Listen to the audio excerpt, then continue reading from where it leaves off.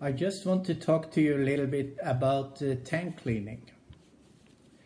Before you commence the cleaning, make sure that you check the equipment, that they are in good working condition. I suggest you start cleaning first, half an hour cold seawater, followed by 3 hours hot seawater. When you are finished with the seawater, strip the cargo lines, pumps and tanks of the seawater. You don't want to have this seawater into the chemical solution.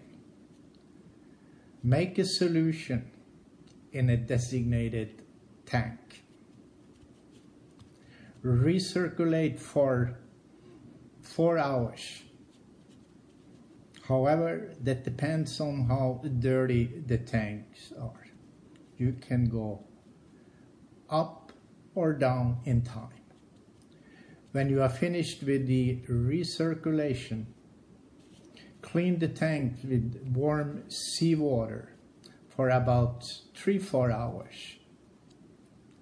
Freshwater rinse, mop and dry. Thank you.